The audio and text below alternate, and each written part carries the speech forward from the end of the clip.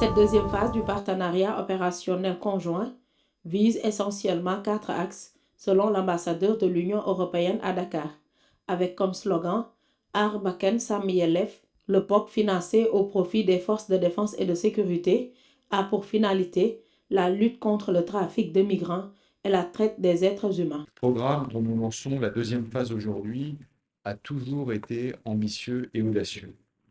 Il reflète une approche globale, inclusive, ordonnée, qui implique 4 ministères: le ministère de l'Intérieur, le ministère des Forces armées, le ministère de la Justice et le ministère des Finances.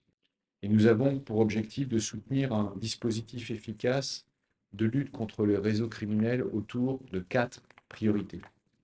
Premier axe, c'est la consolidation des capacités des forces de sécurité et des acteurs institutionnels dans la lutte contre le trafic des migrants, la traite des êtres humains et la prise en compte des victimes au Sénégal.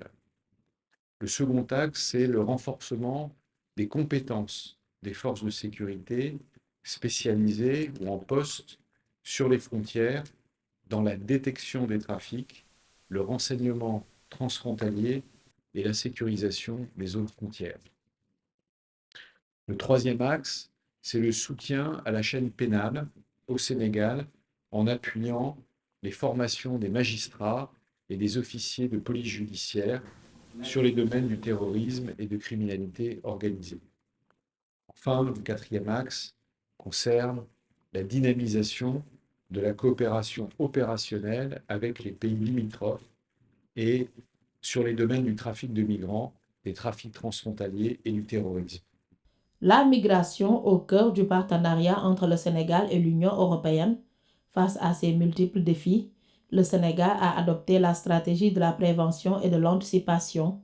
Le ministre de l'Intérieur et de la Sécurité publique a exprimé le soutien sans réserve de l'État du Sénégal par rapport au POC-2 et engage les forces de défense et de sécurité sénégalaises, premières bénéficiaires du projet, à ne ménager aucun effort pour que sa mise en œuvre soit couronnée de succès.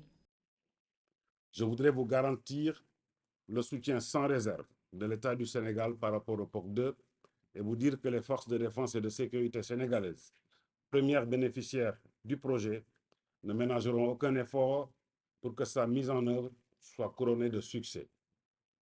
C'est également le lieu de saluer tous les efforts entrepris par l'État du Sénégal pour mettre les forces de défense et de sécurité dans les conditions nécessaires à la bonne exécution de leur mission.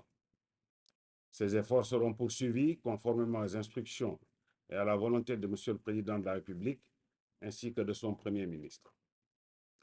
Quant à vous, membres des forces de défense et de sécurité, je vous exhorte à vous impliquer pleinement dans toutes les actions et les activités qui seront conduites dans le cadre de ce projet, dont le premier acte vient d'être posé ici à travers ce comité de pilotage.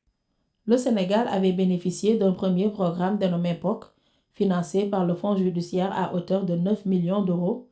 Cette deuxième phase du programme opérationnel conjoint vise à consolider le dispositif de lutte contre la migration irrégulière. Elle témoigne l'engagement du Sénégal à mettre fin à ce trafic.